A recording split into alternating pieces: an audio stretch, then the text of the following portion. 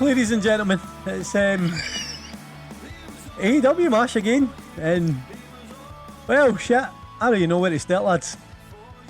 AEW All Out 2022 in the books. 15 match extravaganza in the end up, if you include the 0 hour buy-in kind of show. 11 matches on the main card. All great, all really exciting. Some bangers, some drama. And well, I don't know, but fuck that really. If going by the post-fight sort of press conference goes, because nobody's talking about it, lads. We're talking about the media scrum, largely on the internet. If you've been living under a rock, ladies and gentlemen, CM Punk sat down immediately after the pay-per-view finished with Tony Khan. And the man famous for the pipe bomb promo, I mean, I would say he cut pretty much a shoot pipe bomb. He aired grievances against Scott Colton, also known as Colt Cabana. He aired grievances against EVPs who couldn't run a fucking target, I think his words were. I might be misquoting him there, but that was about the gist of it. He also aired grievances with Hangman Page, with everybody, and he ate brownies really, really aggressively. It's Twilight Zone time in pro wrestling, really. WWE's the happy place. AEW just seems to be utter chaos right now. And we're going to talk about it, lads. I think we need to talk about it. There's nothing else really to do but talk about it. That's what we're here as a podcast. Obviously, this is AEW Mash, part of the many podcast parts of the Midweek Mashed Tattie Sportscast, blah, blah, blah, blah, blah. As always, I'm joined here by my two friends who have watched it all, seen it all. I don't know if they're as shell-shocked as me. I imagine they probably are. Harvey, Mick. Pretty much, eh? What did we say? I mean, just kind of jumping back through your intro there, I would like to think we'll all go into the pay-per-view and break down some of the matches. Oh, definitely, and stuff like that. Eventually. But you cannot avoid the CM Punk-shaped elephant in the room. It's a really angry elephant. Aye. That really likes muffins, apparently. So good. As soon as I seen all that stuff, I was just like, do you know what came to my head? In Batman thing, when it's you either die a hero or you live long enough to become a villain or whatever. Aye. We're seeing it I was just like, in the flesh. We're seeing it in the flesh. Oh, God. It's incredible. It was like crazy. Watching a car crash in slow motion. I stayed up live and watched it, lads. I love staying up live and watching these shows. They're long shows, but I'm all in for that, as it were. Be part of there when it comes to that, because there's only 40 years. So I'm one of the kind of camps. Like, there's two camps. There's the shows are too long. The shows are just right because of how many you have a year. I'm fine with a 4 or 5 hour show. It's 4 times a year. Love it. Give me that. That's fine. Aye. But as I'm going to bed, the alert flashes up in my phone for the post-fight press conference, and I think, oh, these are usually quite fun. I click it on, and it's just CM Punk going off, man. And Tony Khan's wee panicked deer in a headlight eyes, just looking out. Yep. Just letting this all happen. I mean, what? I don't really know what. I don't know, man. It's one of the things, like, he's airing his grievances, so if you stop him, then you look bad, you know what I mean, for not letting him talk. What does he do here? I mean, what can he do? And, you know, in the past that he's said, like, oh no, we'll, you know, they can say, you know, they can talk, we're not going to squash them or whatever. So, I mean, you're stuck between a rock and a hard place here. You're damned if you do, you're damned if you don't. It's just like, yeah, man, it's incredible. Like, I would like to know what brung that on? Like, Why he's immediately went in there so heated. aye. Like, why It so seems- angry immediately? It seems to me like a case of sort of emotion suppression. Like he's been severely pissed off at all these individual things that's happened, and he's maybe like he's kind of vented maybe a couple of times, maybe to Tony Khan, maybe to his mate Ace, or maybe he's had a word to the Bucks or whatever at one point or another. But it's it's been like wee spouts, wee vents, whereas it's just came to a head after that pay-per-view. He's just went off. It's probably like a he's it probably heard something that wasn't intended to be anything, and it's just that's the straw that broke the camel's back, as it were, and he's just erupted. Aye. But the thing is, like, I mean, I've only just came for watching some outside. You've literally just seen it. some I've stuff watched for a the couple of times through Aye. now, mate. So I've only just watched some of the footage for the press conference, the media scrum. So I've not really had a chance to digest it. I'm blown away by it. Mate, But I've no either. as I'm sitting trying to process it, there was nothing. There was a lot of shock value because of what it was, but there was nothing that was like outrageous. If that, like, I mean, like he's saying the truth. It's just that the way he's saying it, and because of what the truth is, it's going to piss a lot of people off. Aye, it's not really damning, but it's just. I mean, it is shock. if you're Colt Cabana. Like, if you're Colt Cabana, Well, it's pretty aye. damning. And he's not there to defend himself. That's true. Cabana and Cabana's, let's say, associates, because I'm not saying he's putting MD up there, but there's been a lot more people vocal through the years on Cabana's side than on Punk. Punk was demonised by a lot of folk. Oh, he was, certainly. Right. Aye, he did take a lot of for flag what for played it. out there. Aye, he did take And a lot of flag. I'm not going to sit here and try and well, Jesus Christ, we've not got enough time to try and break down that whole We situation. genuinely didn't. We're not touching that with a fucking 10-foot basketball. However, what I will say is that from my perspective, my understanding the situation, regardless of who was right or wrong, as it all spiraled out into court cases and such, CM Punk did a very honourable thing in offering to pay all debts, cover legal fees, and just get it all done and by with. Whether there was ulterior motives in him doing that or whatever else, I have no idea. But it's certainly sort of played out like Punk was, whether he's being the bigger man or whatever he's doing, don't know. But again, doesn't matter. He's getting it out the road. He's in a position where he's able to just pay off the legal fees and everything else, and just He's obviously let everybody go their wrestler. separate ways. Yeah. Aye. And he did that, and I think that's, regardless of motives, I think that was the right thing to do. And I don't think there's any real need. Again, I certainly am not privy to exactly what's been on. No, I mean, you never will be, of course. so, we never will. no. None of us will. That's the thing. But for the outside looking in, it seems like there's no need to keep that ongoing. What Punk's saying in the media scrum there is he's not spoke to Cabana in like 8 years, and he doesn't give a fuck what he's doing.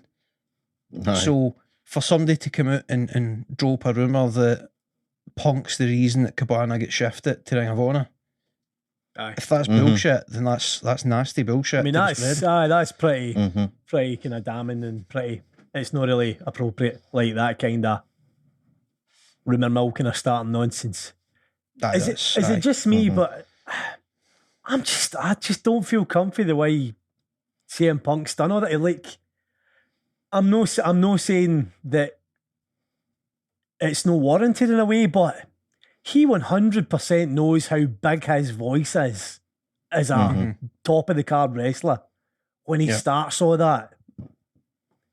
Like, he knows that he has the ability to cause a lot of noise when he talks. Like, I mean, for me, it just smacks of crazy unprofessionalism. Like, his whole demeanour with the aggressive way of talking to the journalists, the fucking thing with the muffins was just just Aye.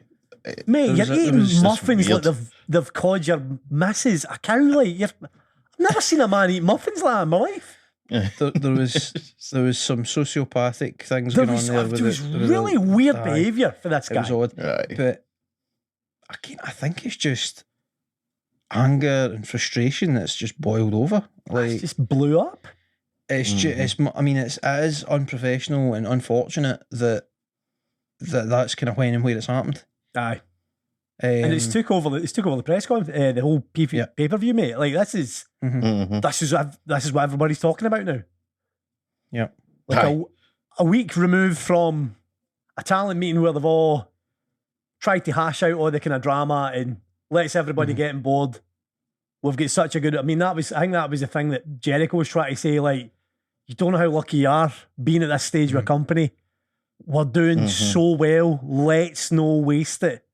Yeah. And then the top guy in the company just takes a baseball bat to that whole dynamic again, like but then on his own. and Does he not have a in responsibility? one hand, aye, but then on the other hand, he's backing up what Jericho's saying, because everything that Punk's saying there is these youngins that are met with the EVPs, they're out here dropping room, and again, Aye, allegedly, we don't right? know. Aye, We don't know what's actually happened, right? But Punk's alleging that the Young Bucks are dropping the rumours about what's been on. Hangman's out doing interviews talking about how he's got nothing to learn for the old dogs. And they've got some serious, as Punk said when he was going off, they do have some serious legends backstage at AEW. With guys like Jerry Lynn and Dean Malenko cutting about on a weekly basis. That's like Fonts and crazy, Hall, man. Yep. Aye. And then you've Great got William minds. Regal and all sorts of folk. JR, And obviously Jericho, JR, Jericho. Schiavone. Yep. It's ridiculous, man. It's like a brain trust. Oh, they do. They are fortunate in what they have. And then, of course, they've got some of the absolute cream of the crop for the last 10 years of pro wrestling, and like Omega and Bucks. Yep. Jericho, one of the all-time greats. Danielson there now. Like, the list goes on. Like, it is ridiculous, man. So, it is a massively disrespectful thing for a young cocky guy like Hangman to come out and say that he's no interested in learning for him. But at the same time, that still is a very unusual thing to say for him. Like, I get that. I do get that's weird. why that in was- itself doesn't warrant the nuclear everything that's button. come. So I think there's more to come. Is where I'm heading with this. I think like a It lot doesn't of seem what like I'm it's hearing isn't that bad, and I can see how you can justify some of it, but the way it's all went off, like there's I mean, no smoke without fire. Like, Oh man, somebody's lit a fire under his ass. Something else is going on there. and he's went off like a firework, Aye. effectively. He's went off like a fucking shed for a firework. Oh, I mean, it's basically a shed full of fireworks, fucking launching. Like it's incredible. I mean, just to continue on the timeline. So, I think it was Denise Salcedo's live feed of the press conference on her phone, or a wee camera that she was using, which was kind of off center of where the official AEW camera was. Yep. And Swerve and Our Glory were talking with Tony Khan. I mean, by the way, we'll get to them. What a fucking match they had. But you can see security guards running out the room. And apparently Fightful reported this, that CM Punk left the room. I don't know what side sought out who. I mean, some are saying CM Punk sought out the Young Bucks. Some are saying that the Young Bucks sought out CM Punk. Apparently, there's a mad fist fight happens. The minute he leaves, like he goes to find folk. There's a fist fight between wrestlers that has to get split up. A melee, apparently, was what Dave Meltzer called it. So it's, I mean, No, Dave Meltzer isn't fond of a wee bit of hyperbole. oh, I mean, he loves a wee bit of hyperbole. Aye, that's to be fair. That is very fair. But aye, apparently it's all kicked off camera, out of the way of everything. The results are Young Bucks and Omega having the release being the elite this week. It hasn't appeared. No social media part either. Kevin Owens sharing a picture of him wrestling Steve Austin in the main event of the Saturday of WrestleMania, just straight after the CM Punk press conference. Which is, of course, I dig it. CM Punk's wish that he wrestled Austin as a main event of WrestleMania. The fact that he never even did main event WrestleMania. He's close friends with the Young Bucks. You'd Matt Hardy posting pictures, cuddling Hangman Page. Matt Sydal tagging all the Young Bucks in a video on Instagram of them all hitting shooting star presses at a PWG show in Reseda, which was another one of CM Punk's quotes about the Young Bucks. It's wild. It's absolute. I mean, this podcast will drop on Wednesday, and we'll already be out of time. Like with what's going to happen. More's going to come. Aye, this is not done. No be a long shot. We will be out of date by the time we drop. Like, wait, what's happened? Because not even close to being done. Need it. Not even close to being done. It's wild. It's like the fucking 90s again. Is that for better or for worse though? This is the question I wanted to ask you guys. Is this shite? Plain and simple, lads. Or is this exciting? I think you've got to say this is the. If you're doing pros and cons, pro wrestling having media scrums, right? Yep. So like pulling down all the curtains. Pro wrestling is it's fucking sports theatre, right? Yep. Like there's some serious athletic endeavours going on, but ultimately the plot lines are controlled, the winners are predetermined, punches are pulled most of the time. So the notion of having a media scrum and then to add to that, some guys like maintain the kayfabe, others like just shoot in the media scrums, it gets a bit hard to follow at times, try to figure out who's telling the truth and who's just playing it up.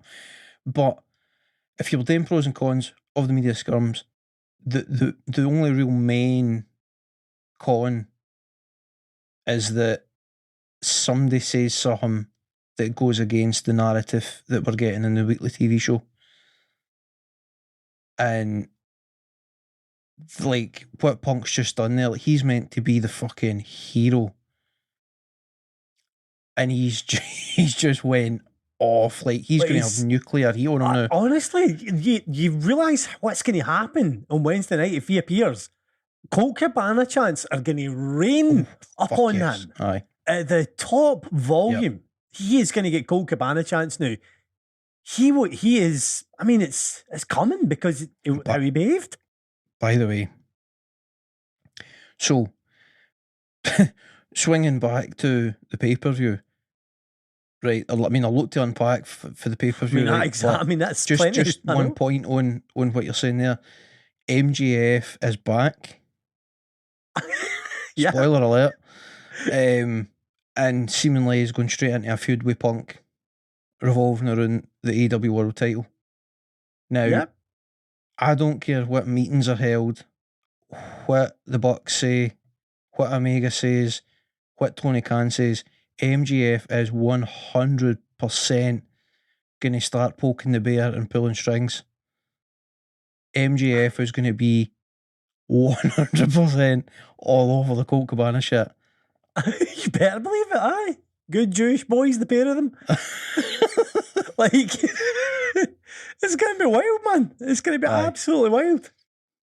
Like, I mean, this is the thing. Can they put their egos in check in order to make what could be the maddest bit of wrestling theatre of the year? Like, because I mean, this is the thing. They could make this amazing, but do you trust them to?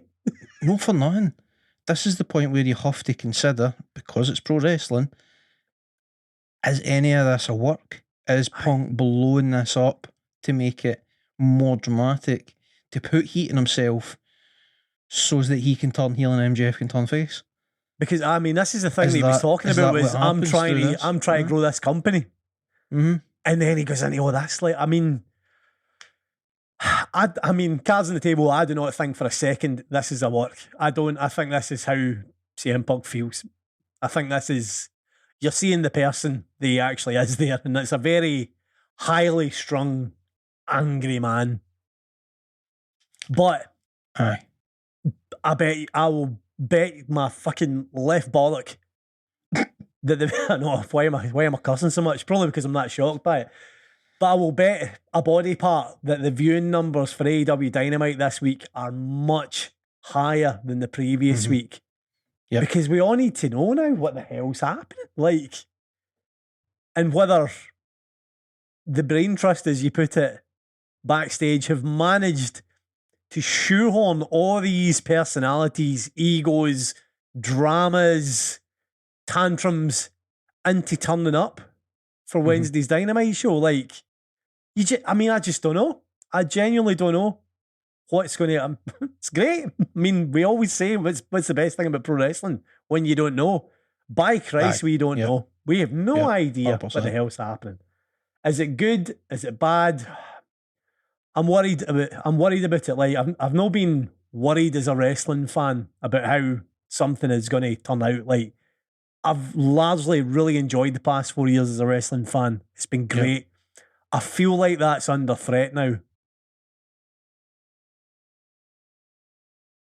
Like, I feel like it's under threat. I feel like the company that we watch is eating itself from the inside out. We just nonsense, crazy arse nonsense, egos that just cannot coexist. I can't believe, like I says, that the WWE is the happy place.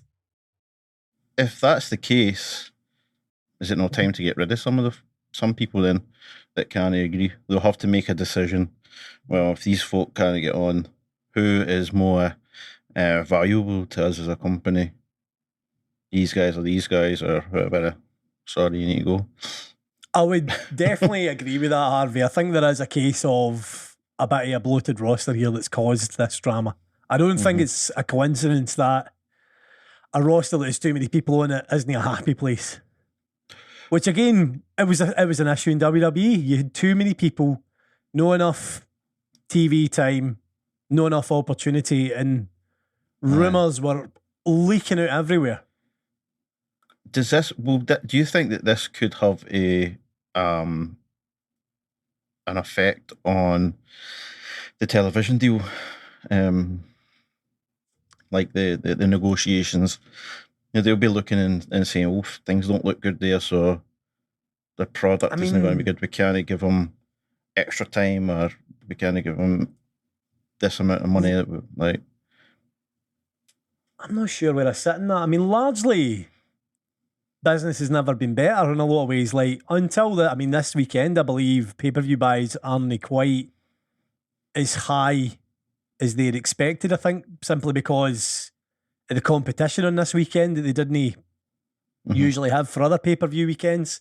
But television numbers-wise, they've been sitting around that kind of million viewer mark, which apparently was absolutely fine for the television deal. They'd only expected 500,000, and we're happy to see it slightly grow over the couple of years, and it has grown. And if anything, this controversy will create more eyes to watch. Like, so I mean, it's, if you're looking at it a numbers kind of way for the telecompany for Discovery Warner, then I mean they're in a strong position. But then you don't know what Discovery Warner are doing. There's a lot of rumours on how they're wanting to conduct their business going forward. It's no the same company that AEW got their TV deal with originally. I think they're going to be offered a television deal, but you just don't know. Like, you honestly don't know. But I think as far as eyes go, it'll be, folk are going to be desperate. I think at this point, it's all good. It's all positive. I mean, no positive. It's all gravy, isn't it? No positive CM Punk.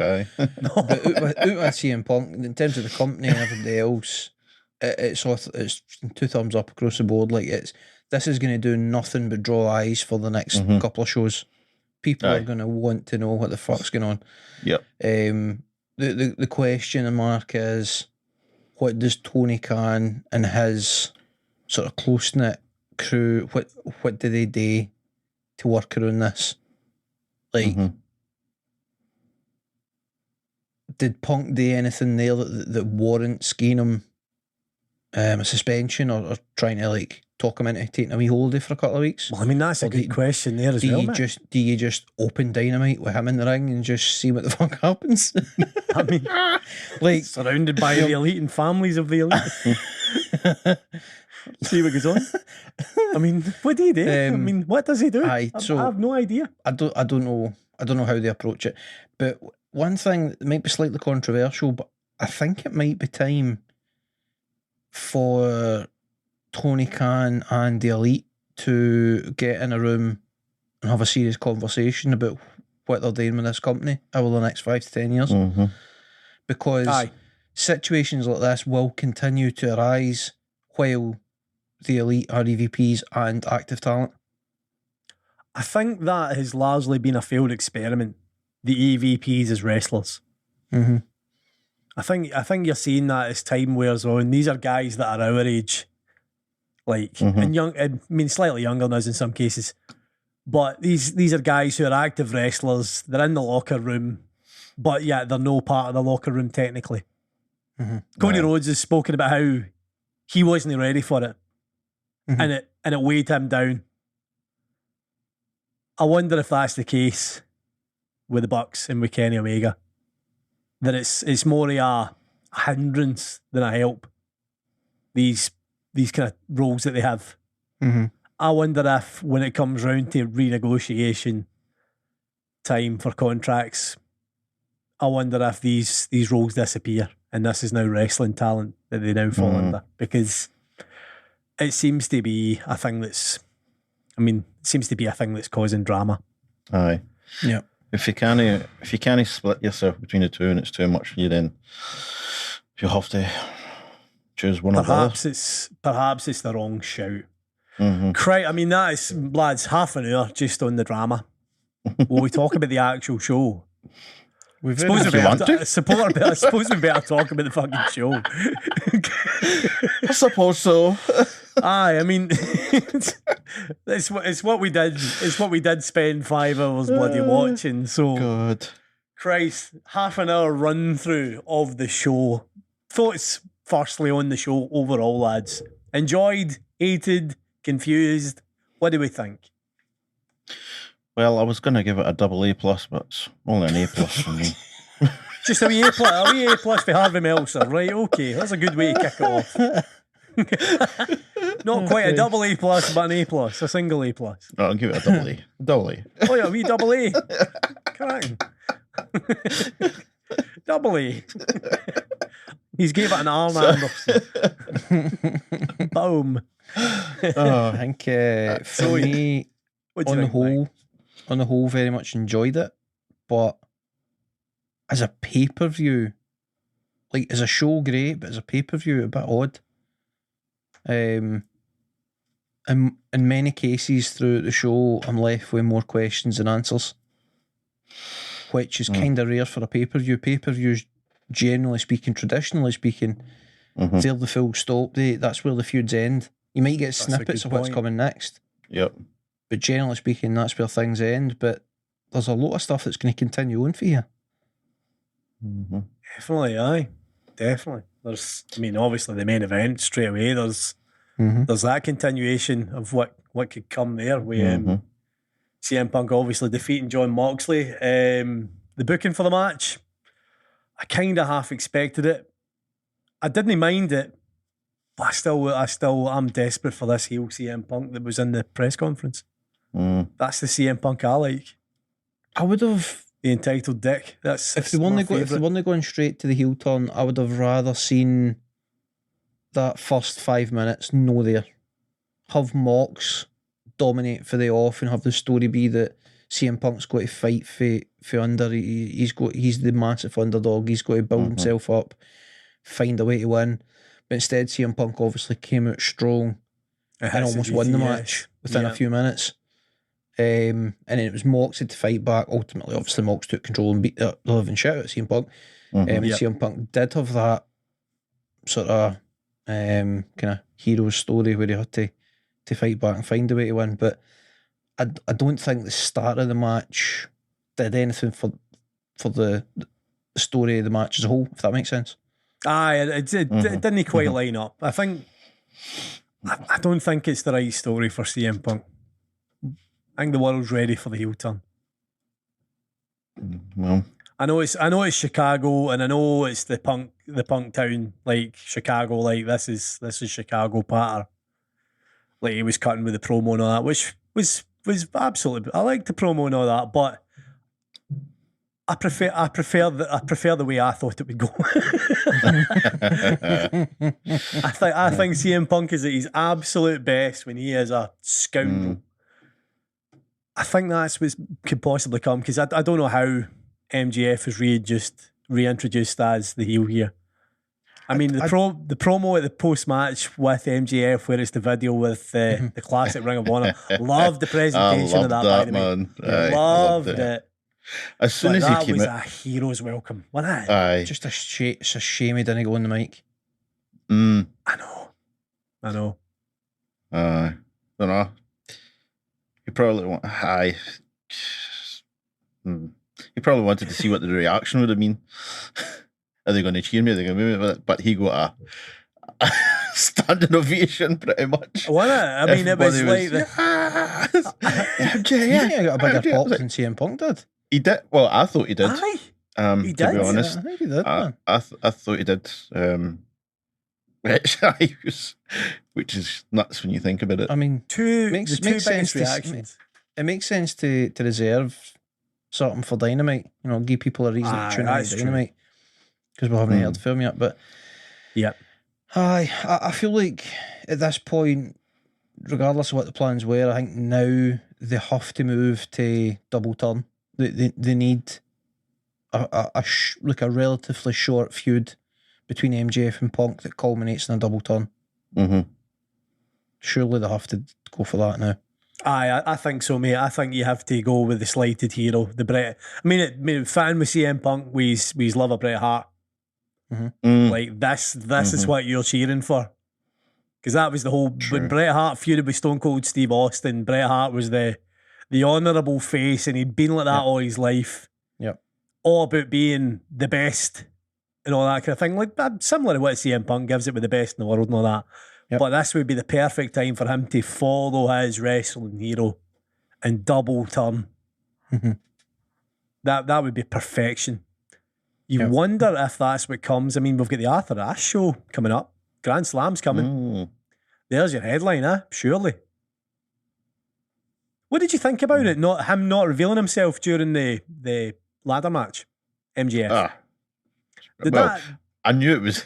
Everybody knew. Well, I knew we all knew. The way they walk and all that. I was like, I was going mental. I was like, it's MJF. I knew it was. It's him. And then when he finally reveals himself, the way he revealed himself was just awesome. But with the scarf. But I liked it. I liked that he was like, kind of keeping you on your toes. Like, you don't know, like, when is it going to happen? Do you know what I mean? Aye. Because they could have waited. They didn't have to have him reveal himself at the end of the pay-per-view, you know what I mean? They could have waited, but it was good. Left it on a rumour. I think that the idea of it is good. I think the presentation of the actual reveal was phenomenal. I'm massively intrigued by what's happening with what I'm just going to dub Pinnacle 2.0 at this point, until we can exactly what's going on. I was thinking more Retribution 2.0. Ooh. You ever seen Retribution in WWE where they come in and cause havoc and they're pure shite? They all come in black clothes with a balaclava. I was like, fuck, Retribution's here. What is the chances? Get on Mustafa Ali. But no, it was Stokely Hathaway. It's that's going to be interesting to see how that works out. Whether that's a new faction for him, Apart from anything else, that actually kind of muddies the water in terms of a potential face turn for Max, because he's effectively assembled this like new group of heels. So either he's leaving them or the lot of them's turning face, which seems less likely. Are they the freedom fighters of AEW, because they're all these bankable stars that have been wronged? I mean, how do you sell that? How do you sell that? Just like that. Anti-heroes. But is that the right? Is that needed? Like, Probably no. does that work? I don't know if that works. know. The Gun Club? Who the fuck's going to cheer the Gun Club? Nobody. Either. Tell you what, if they changed their name to the Ass Boys, they would get a pop. By the way, speaking of crowd reactions, they acclaimed. they claim I know. runaway success of the night. Let's go back on to breaking this card down because there's so much to talk about, man. I know there is. So let's fling ourselves into the next biggest crowd reaction, which lasted the duration of the tag team title match. Swerve and Our Glory. Terrible. Bloody. But then, is it terrible? Well, Should no, they have right, what? so First good attempt match, at a right. tag championship in a pay-per-view. I can understand why Swerve get the win. Swerve and Our Glory get the win. Continue. Sorry, I'm talking about you, man. I'm too excited about it. sorry, man. I'm just going to eat my I muffins don't- angrily. I don't agree with the booking.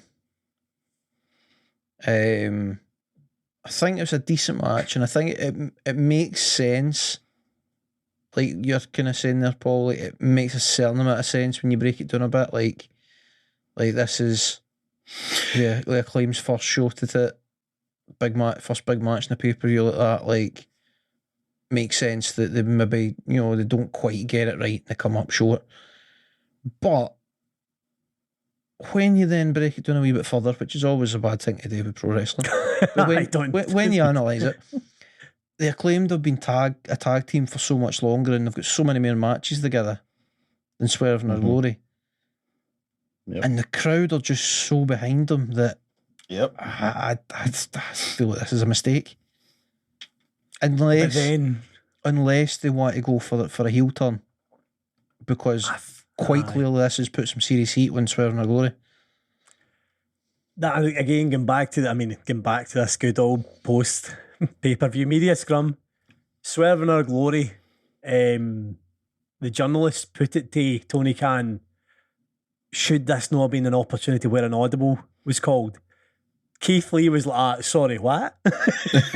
Keith Lee took quite a bit of umbrage to that, Right. saying, well done to them. They had a good match once. Well done to them. But we are the top of the fucking mountain.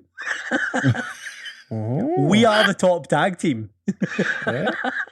And then I think it was Tony Khan kind of put forward the idea of them running it back at the Arthur Ashe show, and Swerve was like, why? Because they would one get no. So they are. I believe more that this was more kind of good old kayfabe. So it was. Aye. So the seeds of the heel turn are being planted. I don't know if I'm Swerve and Our ready Glory. for a heel Keith Lee though. He's a big teddy bear. Chicago was ready for it, mate. Oh fuck, aye. Fucking hell, I've never seen that man get booed before like that. That was insane. Yep. The cheer when Max Caster hit the attitude adjustment on Keith Lee was insane. Insane. Yeah. The crowd took were me- like the fifth. It took me all the way back to John Cena's come up. When he hit that, that was like John Cena winning his first WWE title. I was like, it's happening. It's happening. An attitude adjustment in Chicago and the crowd cheer. Wild. Oh. I mean, but the match, it's 22 minutes the match went, and it felt like 10 minutes. It was, what a match, by the way. I thought it was a For really what good effectively match. was an afterthought build. Like, they made this the best match of the night for me. I think this was the best match of the night. Really? Just good. Yeah, genuinely, this is the one match I enjoyed the most all night. Yep. Very surprised to hear you say that. I know you would think I would say the trios match, wouldn't you? Aye. Mm-hmm. Which again, cracking match, by the way. Mm-hmm. I think it had so much more going for it. I think for what they had to work with, I think Swerve and Our Glory and the Acclaimed, like high fives all around. Like Knocked out of the park, mate. I hope they got a standing ovation when they went backstage, because they made the absolute best out of a bad situation, in a sense, in terms of how booking's been and everything else. They made magic, mate, honestly. But like, I don't think the match was perfect. I think whether it comes from the booking of the match or whether it's just choices that they've made through playing the match out, I think there's things they could have done better. However, the final third of that match was phenomenal. Oh, it's just incredible. It was the false finishes, the changing the pace. It was fucking beautifully done, man. And that kind of last act.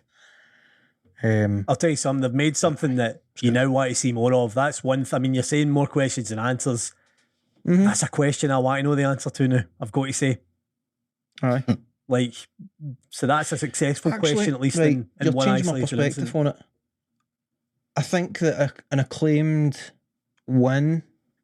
title win at the Arthur Ashe would mean a hell of a lot more than it would have there in Chicago. I think so too, mate. I think so. Because I mean, they're both from that area as well, mate. Like, that's why I think it's. I think it's better that they now build towards them trying to win. Yep. Because you've shown in the match as well that the point of Swerve and Our Glory isn't that they are a perfect tag team. They're not a perfect tag team. They are two incredible single wrestlers who, because they're so good, make an excellent tag team. Like Keith Lee is effectively a world championship singles wrestler. Swerve, maybe not quite on that level, but he's certainly got the personality and the belief that he is in that level, the arrogance of him, which makes him more heelish than Keith Lee. So you got all the kind of disconnected Keith Lee cracking him and Swerve hitting the best roundhouse kick in the world, the spinning roundhouse kick. Love it when he throws it, man. The speedium, great. But anyway, so you've got all that going on, and that's where their weakness is that they aren't this perfect tag team unit the way the Acclaimed are. And that's why now the chase is on for the next few weeks, and hopefully, fingers crossed, you get this epic moment in the Arthur Ashe Stadium. Yep. With 20,000 fans going crazy for the Acclaimed and Billy Gunn, who is getting better cheers now, nearer 60 than he was as King of the Bloody Ring. Which is fucking wild. Wild. Who'd have thunk it, man? Who'd have thunk it? Trios match though, come on, let's get on to that. So that, I mean, you're saying, surprised that's not your favourite match, Paul. Was that your favourite match of the night, Mick? See, to be honest, I haven't actually gave it any thought. I haven't tried to process what was my favourite match. I think it probably is. It's definitely top two. I think it's got to be. Aye. I'm trying to quickly process all the matches that were in back to my head. I'm pretty sure that's my favourite match for the night. If I change my mind, that I will let you again. But I'm confident. I just think it was such a well structured match. It played on. This is the first time AEW have done a tournament that I've watched from start to finish, and I've been really satisfied with the narrative of the full tournament. It's not just random competitors and random matches. Some of them are good, some of them are meh, and then there's a final. Like there was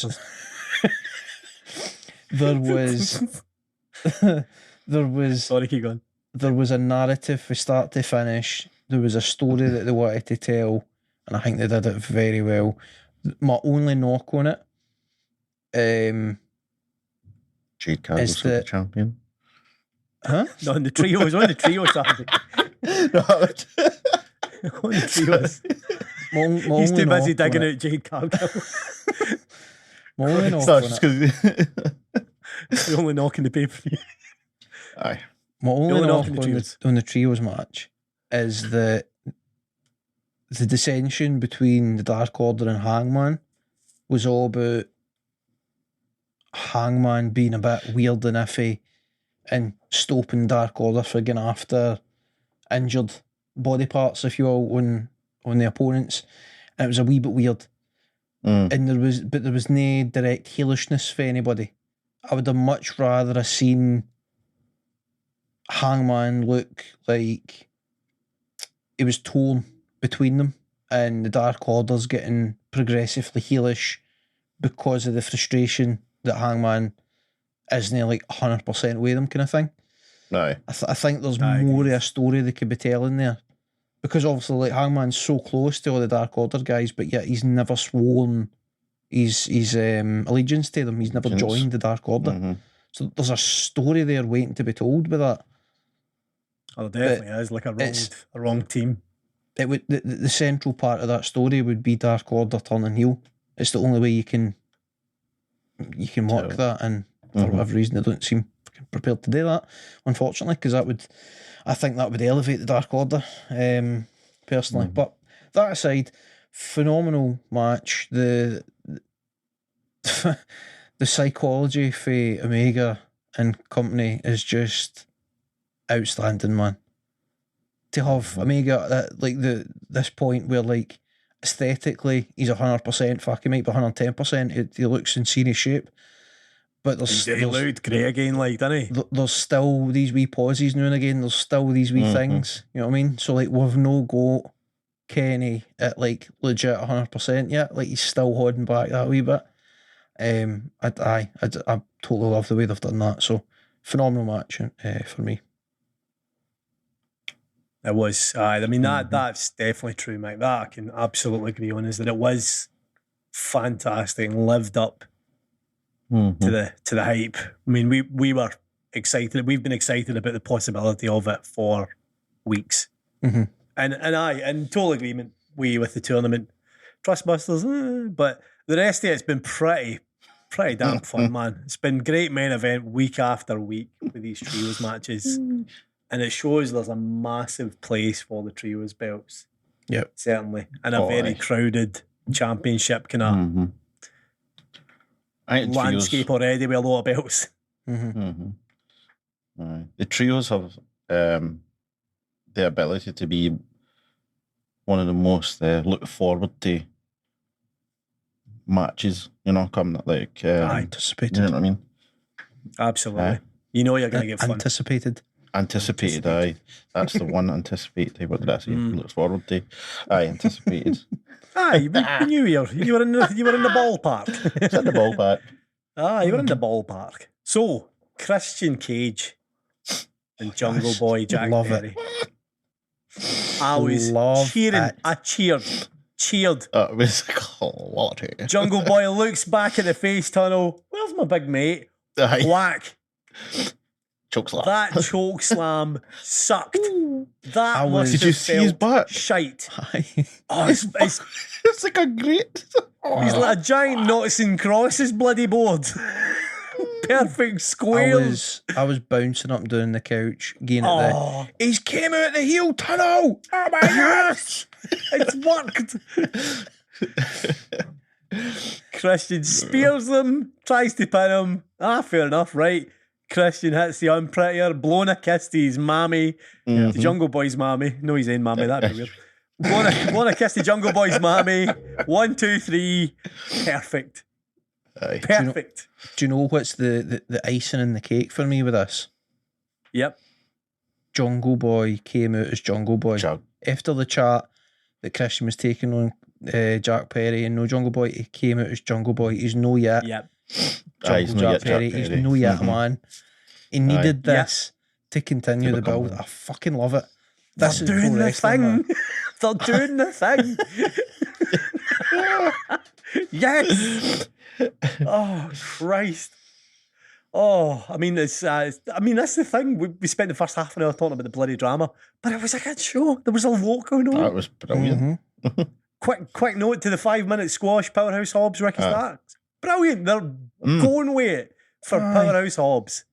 That spine buster is beautiful when he hits it perfectly, and it's a guy you can sell at Ricky Starks. Sweet Jesus, is that a spine buster? Love it. Happy with that. Hopefully that goes somewhere.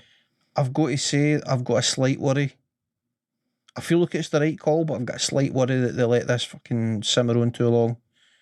I want to see them give this the right amount of time, the right amount of matches to where it elevates both wrestlers. Don't hang about too long and make one of them look weak.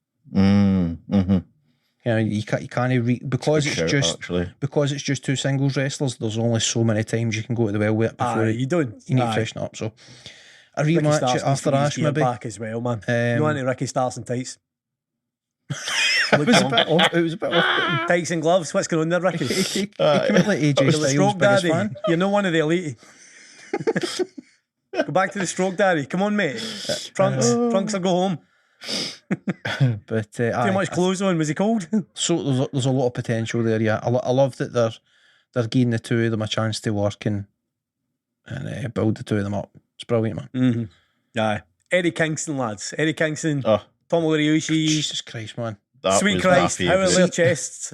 I see. If the trios isn't my favourite, that's the other one. Like, go. it was right up there. It was brilliant. That was Glorious violence. That's got to be the most fun you can have watching a wrestling match on effectively a buy-in, like a countdown show, like a free show before the pay-per-view. That's outrageous that was a free match. Violence, just violence. It was so good. Quick nod to the pre-show as well, though. Hey, Sammy Guevara getting hit by a golf cart to then go in and win. For fuck's sake, mate! The first thing in the pre-show is you getting battered by a golf cart again. I forgot about that. Give that boy some love. Decent wee match. Poor Ruby Soho's nose is all the way around the back of your head because of the botch with the Thai KO. Hopefully she's okay. It, man. Yep, that Do you one. know I know, sir? Pretty rubbish. A wee sort of in joke for my own brain. See, during that match, Sammy and Ty went to hit the sort of dual finishers. When they kissed each other. They both do the kind of variations of the go to sleep, right? Mm-hmm. They did that on the special Dark Elevation show for last night, so Saturday night. They hit that, and that's how they finished that match, right? So they went to go for that again in this match, and as they're going for it, I'm saying to myself, like, I don't love Sammy's version, but I can tolerate it. But Ty's version to me is just the most stupid move in pro wrestling. It makes no sense. Makes no sense. So I'm saying to myself, I hate that move. It's so stupid. That is doing nothing to anybody. You know, the end of the match, she absolutely wiped through it. Destination, where's my nose? Unknown. We don't know. Fuck. But all the best. Hopefully she's okay, man. That looked like it sucked. The Goth match as well, the 6-man, wasn't really bothered about it, to be honest. Probably the worst Sting match I've seen in a pay-per-view. Of course, that's high ceiling, but I didn't care. Not going to lie. Didn't care. Malachi Black is now done with wrestling, by the way. What? Say again? Yeah, again, there's another thing you've not even seen. I don't know. So after the match, Malachi Black cuddled all the House of Black, bowed to the audience, blew them a kiss and left. Rumours are he's done with wrestling. Shit. Yep, mental health issues is apparently the rumour. Again, these are all unconfirmed rumours. Malachi Black hasn't said anything about it. He was one of the ones that was speculated to be a wrestler that Triple H reached out to. Yep. God knows what's going on there. Supposedly asked for his release and it was denied again. He was told. He was told no chance. You're on a 5-year deal, bro. It's supposed to stem for mental health issues or whatever, but I saw rumours and it's so iffy, and that's when mental health's involved, that's when you just stop the rumour mill and you just let the guy go in with it. Just leave it. I know. God knows, man. Christ, I mean, other matches, this is the joys of a 15-match card, but any of the flaming time. Women's matches of the night, Jade Cargill, no happy with it, obviously. We wanted to change. Absolutely. By the way, I didn't mind the match. I hated the baddies interruption. Oh, that might be the worst match Jade's had. It was fine until the baddies interruption. That's what really wasted it for me. No, the match, to me, from start to finish, was pish. I thought it was shit. I don't think it's that bad. I think it makes Athena look weak as fuck. Aye, that's the bad thing. That's the bad result of it, is now Athena does look like a dafty. Do you know what this is? This is inexperienced booker at the helm, because the original plan went to shit when Statlander got injured. The backup plan was an afterthought and it didn't play out. Yep. Aye. That's it. Plain and simple. And by the way, I can't remember the lassie's name. The baddie that's temping. Layla Gray. Oh, where she get drop kicked into hell. Athena. Jesus Christ! I think Athena might have killed her. Holy drop kicked the soul clean out of her body. Jesus, man, that was stiff. Never in my years watching pro wrestling seen somebody hit a barrier that hard. Oh my God, that was stiff with a capital Thunder Rosa, wasn't it? It was mental how hard she hit her. It was like Thunder Rosa possessed Athena and went, I'm going to kick you. Ran at her and scalped her with the biggest baddest drop kick in the world. Sweet Christ. Oh, also, props to the producer or the whoever it is that came up with the idea of doing Shotmaster 2.0 with that entrance. That all I could think was, don't fall. That's become straight to mind. I've got to say though, I thought she looked incredible. Oh no, she looked stupid. She looked like she was dressed up for Halloween. Well, she's the She-Hulk. It's the She-Hulk, obviously, isn't it? I mean, they said the whole. That's what I was going to she's say. the colour of money, and I'm She-Hulk. like, no, she's She-Hulk, mate. Come on. No, I get they don't ridiculous. mention the other IP and all that, but that was She-Hulk. Get off my telly. Honestly. It was when I seen her, I was like, for fuck's sake, what have they done here, man? Like, I was like, go and take a shower quickly and come back. That's all I said. I was like, nah, no. I know she's like, anyway. It's such a shame. It really is, because Jade herself has got a ton of potential, and there's a ton of talent from top to bottom in the women's division, and they just keep going back to the well with this nonsense, honestly. Keep just fucking it up. It's such a shame. I think On it's the time other for her to go women's for match. the women's. The other, by the way, and again, I'll probably be against the grain here. I quite enjoyed the 4-way. It wasn't that bad. I thought that was great. Oh, thank fuck. Well, finally. Aye. I don't have a wee now- agreement. Do I love the booking? No, not in the slightest. But the match itself, I thought they did great, man. I thought it was a really good match. I like the planting the seeds of Jamie Hayter and DMD. That was the best bit of the match because Jamie Hayter had it won and pulled. Yep. And Britt didn't even break the pin. She pulled the ref. The ref. I loved that. Loved that. And then she tried to pin Jamie as well. Exactly. I know. That's right. You could hear Jamie Hayter when she pulled the ref away. She was like, she shouted. She shouted, you took the win away. I was like, oh, yes. Finally, a wee bit of dissension. I mean, I would have loved them to just go the final wee bit. In the match. Because Toni Storm, she's great and all that, but wet fart moment, because I feel like it probably should have been Britt or Jamie. Like, I think it should have been Shida. Right, let me explain, right? Because I can see Explain the your point. Explain your point, because I don't know about that. I think if you put the title on Baker or Hayter, either one of them's getting buried or you're going straight into that feud, and you're going to have to rush through it, right? You can't play it out properly. You put the belt on Toni Storm, you're forcing the Toni Storm v Thunder Rosa angle before it's finished cooking. Like there was more life in that tag team.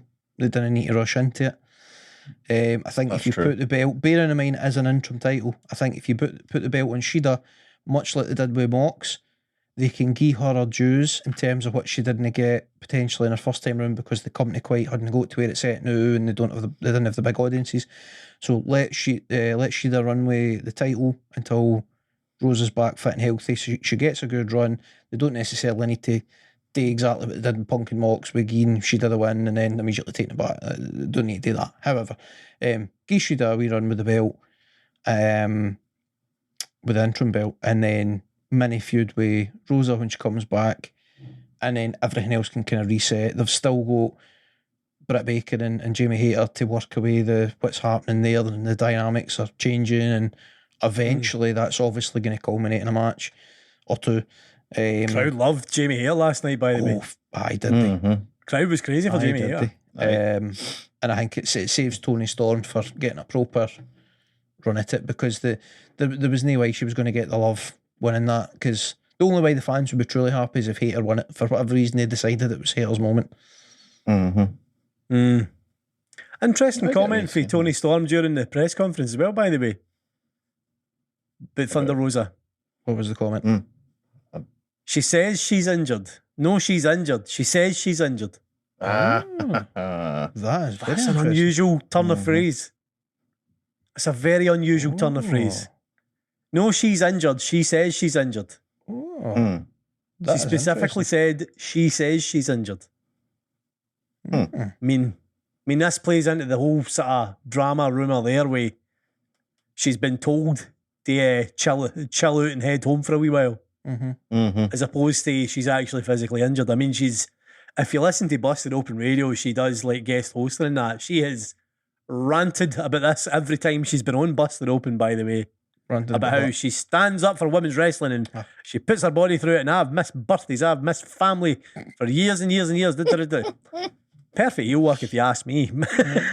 I still say she should have turned heel ages ago. with the first Tony Storm match. Again, I think she's another like CM Punk. She's a natural heel. She's been a babyface pretty much all her career, but I don't think that's the right role for her. I think she's actually a better heel. Yep. Fucking it. I mean, what else have we got to talk about? Bloody. What else have we got to talk about, lads? Hook and Angelo Parker. I mean, it was actually pretty good for the 3 minutes that it was on. I think that was Hook's best match so far. Probably, aye. Kip Sabian loses in his return. Decent match. Want to see more? Match. Aye, looked great. Presented really good. Bit shady he loses on his return.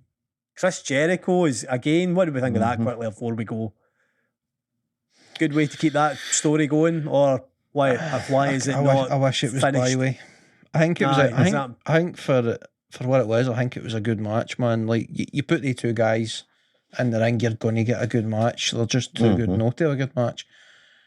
But I just wish that the story was done in Byway. I wanted to see Garcia come out and just do whatever you're doing, just get it by. Yeah, too much. Yeah, but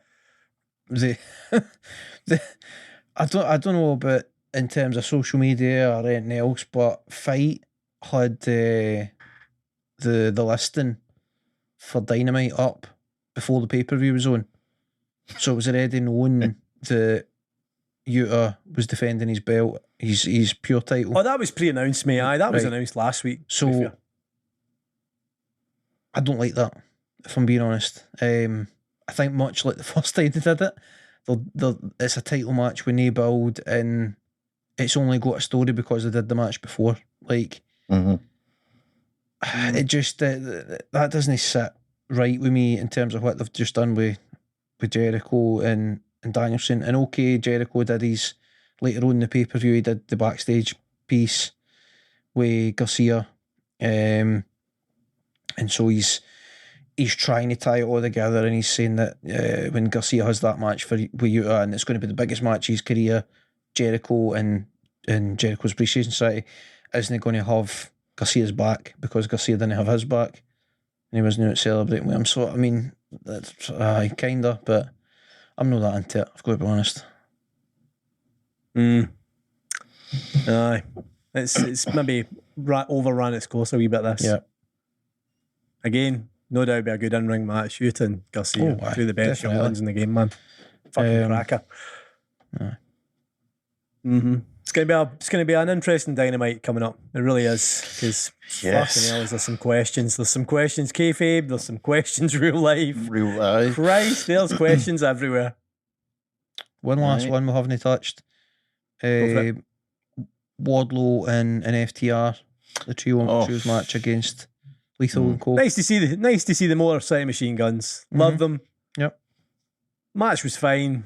Who cares? I mean, nice to see that the crowd were lovely to Dax's wee girl. That was sweet. Aye, that was funny actually. Oh, who gives a fuck?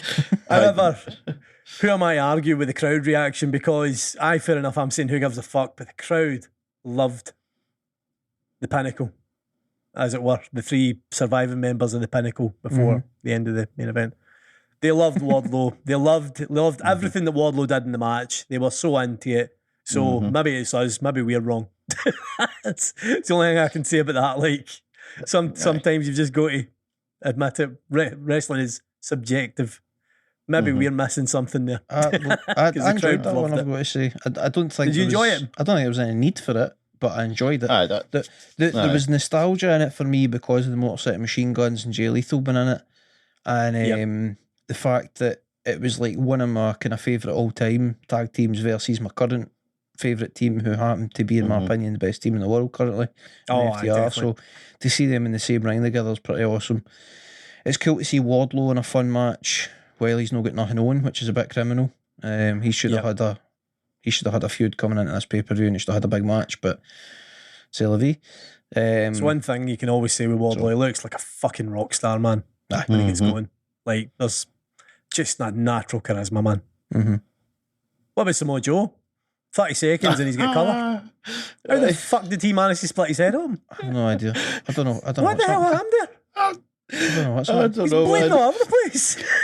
He's getting there, getting excited and bladed in 20 seconds in front of the wee girl. What's going on? I think it's going to be an accident. I think it's definitely an accident. What the hell's been on? I don't know, man. Mental. Absolutely mental. I've got to say that's the one knock on this match for me. Other than the fact that it kind of didn't mean anything. Aye. Where are they going with this? Why is Samoa Joe getting back involved with Lethal and Co? What are they doing? I've no idea. Oh. Don't know. Apparently there's a new AEW show coming. Apparently it could be Ring of Honor.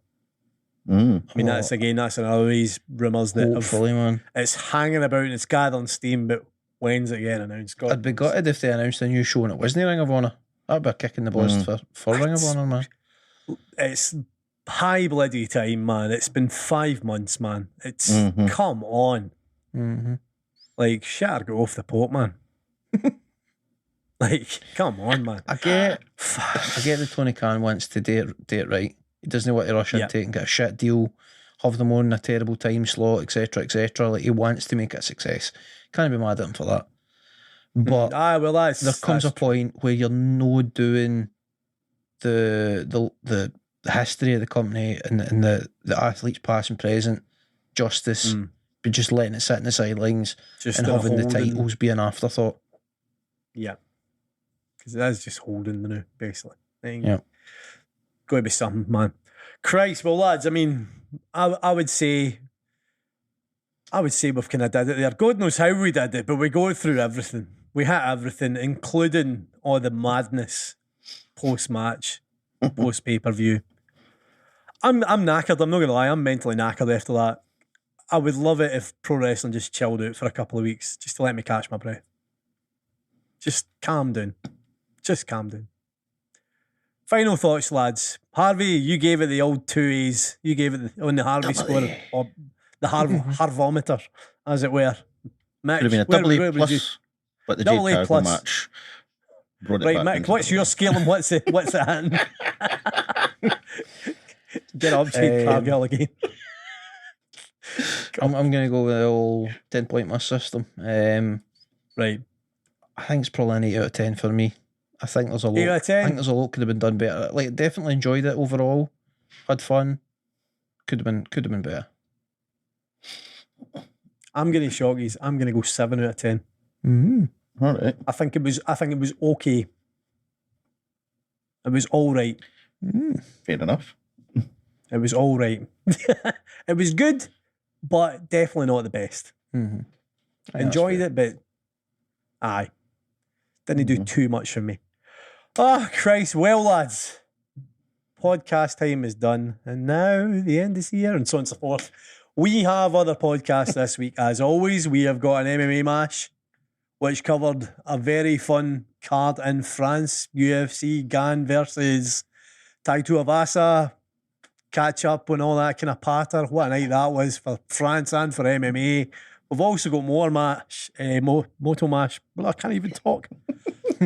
We've also got Moto Mash, which was on the Zandvoort Grand Prix in the Netherlands with all the lovely big banks. Cars going round sideways effectively. Hundreds of patter on that. We catch up on that as well. As always, tell a friend, tell a stranger. Tell yourself, man. Just tell yourself. Tell anybody. We are out of here. We're out of here, man. That's that. Don't have anything else to say. I'm away in my bed. That's what I'm saying. I'm done. I'm knackered. Bye. Ta-ta, driver. You seen that wee video of the wee girl going, bye, bye? That's how I feel right now. That's me. Bye. Flex right down the bye drive. Totally showing you it when we're done. Ta-ta, dry dad. Bye, Diners. Bye.